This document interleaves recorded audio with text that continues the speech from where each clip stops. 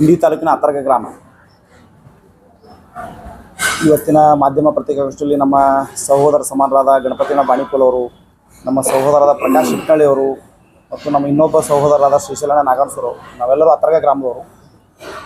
ನಮ್ಮೂರಿನ ಹೆಮ್ಮೆಯ ಪುತ್ರ, ಈ ಜಿಲ್ಲೆಯಲ್ಲಿ ಒಂದು ಜಾತ್ಯತೀತ ಮನೋಭಾವವುಳ್ಳ ಒಬ್ಬ ರಾಜಕಾರಣಿ ಯಾರಾದ್ರಿಂದ ಅದು ಸಂಸದ ರಮೇಶ್ ಜಿಗಜಿಣಗಿ ಅಂತ ನಾವು ನಮ್ಮೂರಿನ ಒಂದು ಹೆಮ್ಮೆಯಿಂದ ಹೇಳ್ತೇವೆ. ಅವರು ಒಂದು ತಾವು ಕಲಿತ ಶಾಲೆಗೆ, ಅದು ಬ್ರಿಟಿಷರ ಕಾಲದ ಒಂದು ಕಟ್ಟಡ ಇತ್ತು. ಅದು ಇತ್ತೀಚಿನ ಒಂದು 10-15 ವರ್ಷದ ಅವಧಿಯೊಳಗೆ ಅದು ಸಂಪೂರ್ಣ ಶೀತಲಾವಸ್ಥೆಗೊಂಡು ವಿನಾಶದ ಅಂಚಿನತ್ತ ಹೊರಟಿತ್ತು. ನಮ್ಮ ಊರಿನ ಹಿರಿಯರು, ನಮ್ಮ ಊರಿನ ಎಲ್ಲ ಸಹೋದರರು ನಾವೆಲ್ಲ ಸೇರಿಕೊಂಡು ಸಂಸದ ರಮೇಶ್ ಜಿಗಜಿಣಗಿ ಸಾಹೇಬರ ಗಮನಕ್ಕೆ ಆ ವಿಷಯ ತಂದಕ್ರ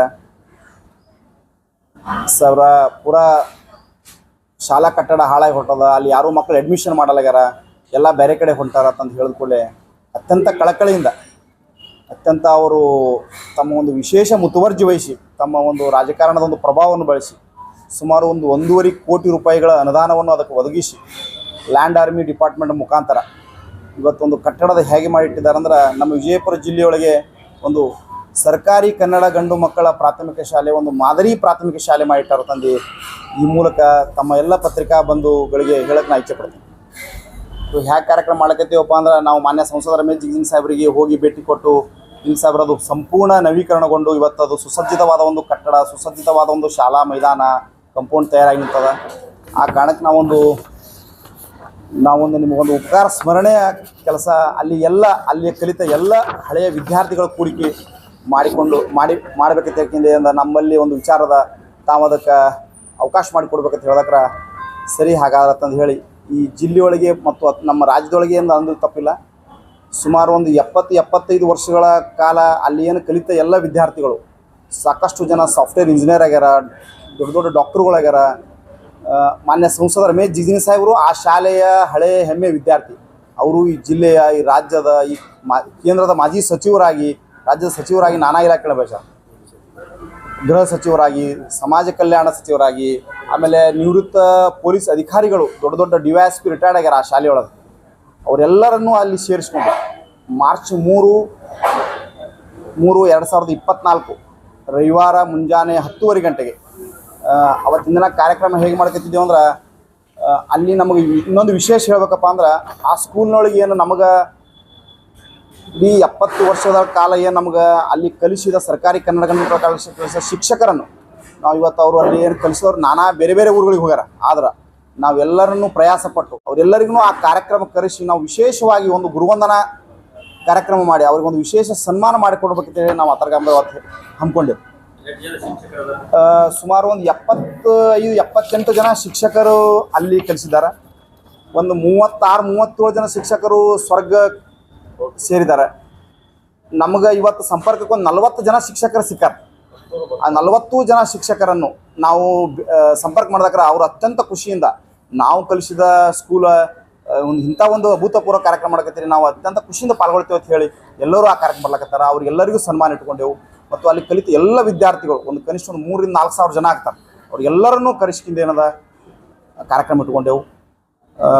ಆ ಕಾರ್ಯಕ್ರಮದ ಒಂದು ವಿಶೇಷವಾಗಿ ಮಾನ್ಯ ವಿಜಯಪುರ ಜಿಲ್ಲೆಯ ಉಸ್ತುವಾರಿ ಸಚಿವರಾದ MB ಪಾಟೀಲ್ ಸಾಹೇಬ್ರಿಗೂ ನಾವು ಹೋಗಿ ಭೇಟಿ ಕೊಟ್ಟು, ನೀವು ಬರ್ಬೇಕು ಸಾಹೇಬ್ರ ಆ ಕಾರ್ಯಕ್ರಮ ಅಂದ್ಕೊಳ್ಳಿ, ಅವರೂ ಕಾರ್ಯಕ್ರಮ ಬರ್ಲಕ್ಕೆ ಒಪ್ಕೊಂಡಾರ.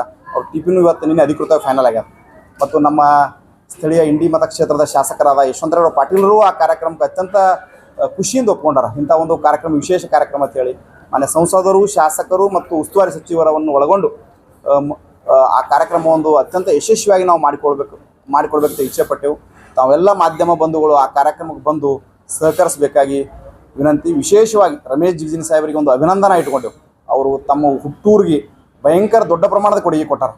ಅವರು ಇನ್ನೊಂದು ಹೇಳ್ಬೇಕಂತ ತಮಗೆಲ್ಲ ಗೊತ್ತಿದ್ದ ಪ್ರಕಾರ ನಾವು ಇವತ್ತು ಪ್ರೆಸ್ ಮೀಟ್ ಮಾಡಿಸೋದಕ್ಕೆ ಅವ್ರಿಗೆ ಗೊತ್ತಿಲ್ಲ. ಆದರೆ ನಾವು ನಮ್ಮೂರನ್ನವರ ಒಂದು ನಾವು ಮಾಡ್ಬೇಕಂತಕ್ಕಿಂತ ಮಾಡ್ಲಿಕ್ಕತ್ತೇವೆ, ಖುಷಿಯಿಂದ ಮಾಡ್ಲಿಕ್ಕತ್ತೇವೆ. ಅವ್ರು ಎಂದೂ ಪ್ರಚಾರ ಪ್ರಿಯರಲ್ಲ, ಕೇವಲ ಕೆಲಸಗಾರರು. ನಾವು ಅವರ ಮಾಡಿದ ಒಂದು ಕೆಲಸಕ್ಕೆ ನಾವು ಒಂದು ಉಪಕಾರ ಸ್ಮರಣೆ ಕಾರ್ಯಕ್ರಮವನ್ನು ಇಟ್ಕೊಂಡೆವು. ತಾವೆಲ್ಲರೂ ಬಂದು ಅದನ್ನು ಯಶಸ್ವಿಗೊಳಿಸ್ಬೇಕು.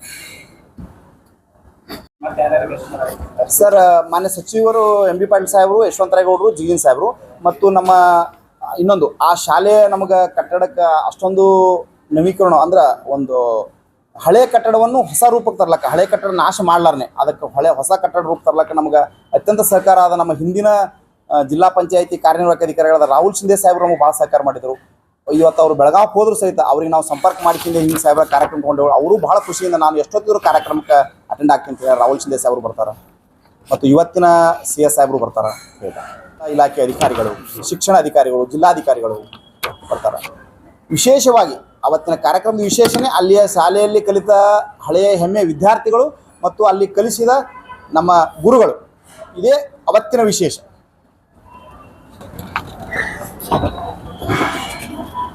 3/3/2024 ಅಥರ ಗ್ರಾಮದಲ್ಲಿ ಶಾಲೆ ಉದ್ಘಾಟನಾ ಸಮಾರಂಭದ ನಿಮಿತ್ತ ಅಂಗವಾಗಿ ಪತ್ರಿಕಾ ಮಿತ್ರರಿಗೆ ಸ್ವಾಗತಿಸ್ತಾ,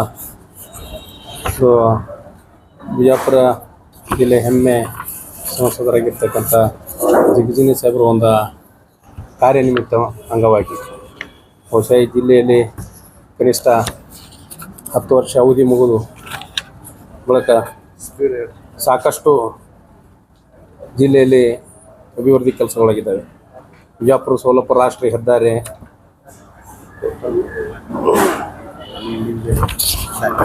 ಇಂಡಿ ವಿಜಾಪುರ ಹೆದ್ದಾರಿ, ಓವರ್ ಬ್ರಿಡ್ಜ್, ರೈಲ್ವೆ ಓವರ್ ಬ್ರಿಡ್ಜ್ಗಳು, ಕೆರೆ ತುಂಬ ಯೋಜನೆಗಳು ಸಾಕಷ್ಟು ಈ ಜಿಲ್ಲೆಯಲ್ಲಿ ಕೆಲಸ ಆಗಿರ್ತವೆ. ಅದಕ್ಕೆ ನಾವು ಅಥರ ಗ್ರಾಮದ ಹೆಮ್ಮೆ ವತಿಯಿಂದ ನಾವು ಹೇಳ್ತಾ ಇದ್ದೀವಿ. ಅದಕ್ಕೆ ತಾವೆಲ್ಲ ಪತ್ರಿಕೆ ಮಾಧ್ಯಮದ ಗೆಳೆಯರು ಶಾಲೆ ಉದ್ಘಾಟನೆಗೆ ತಾವು ಬರಬೇಕಂತೇಳಿ ತಮ್ಮಲ್ಲಿ ನಾನು ವಿನಂತಿಸ್ತೇನೆ.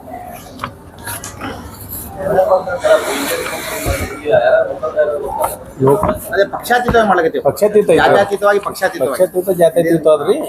ಅದು ಉಸ್ತುವಾರಿ ಸಚಿವರು MB ಪಾಲ್ ಸಾಹೇಬ್ರಿ, ಇಂಡಿ ಕ್ಷೇತ್ರ ಶಾಸಕರಂತ ಯಶವಂತರೇಗೌಡ ಪಾಟೀಲ್ ರೀ, ಏನ್ರಿ ಇವತ್ತಿನ ಜಿಲ್ಲಾಧಿಕಾರಿಗಳು ಟಿ ಬೋಬಾಲನವರು, ಇವತ್ತಿನ CO ಸಾಹೇಬರು, ಹಿಂದಿನ ಏನ್ರಿ ಜಿಲ್ಲಾ ಪಂಚಾಯತಿ CO ಸಾಹೇಬ್ರು, ಇವತ್ತು ಬೆಳಗಾವಕ್ಕೆ ವರ್ಗಾವಣೆ ಆಗಿ ಹೋಗಿರ್ತಕ್ಕಂಥ ರಾಹುಲ್ ಶಿಂದೆ ಅವರು, ಮತ್ತು ಆ ಶಾಲೆಯಲ್ಲಿ ಕಲಿತಿರ್ತಕ್ಕಂಥ ಪೊಲೀಸ್ ಅಧಿಕಾರಿಗಳು, ಇನ್ನೊಬ್ಬರು KB ಒಬ್ಬರು ಅಧಿಕಾರಿಗಳು ಅದಾರೆ, ಪೊಲೀಸ್ ಅಧಿಕಾರಿಗಳು BD ಪಾಟೀಲ್ ಸಾಹೇಬರು, KB ಅಧಿಕಾರಿಗಳಾಗಿರ್ತಕ್ಕಂಥ ಗೊಟ್ಯಾಳ ಸಾಹೇಬರು, ಸಾಕಷ್ಟು ಮೇಲ ಅಧಿಕಾರಿಗಳಾಗಿರ್ತಕ್ಕಂಥ ಎಲ್ಲ ಅಧಿಕಾರಿಗಳು ಮತ್ತು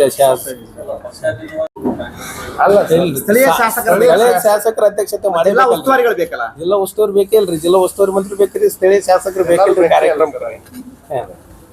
ಅದಕ್ಕೆ ಮಾನ್ಯ ಸಂಸದರ ವಿಶೇಷ ಆ ಕಾರ್ಯಕ್ರಮ ಯಾಕಂದ್ರೆ ಗ್ರಾಮದ ಹೆಮ್ಮೆ ಪುತ್ರ ಅದಾರಂತ ಆ ಕಾರ್ಯಕ್ರಮದ ಕೇಂದ್ರ ಬಿಂದು ಅವರೇ ಅದ.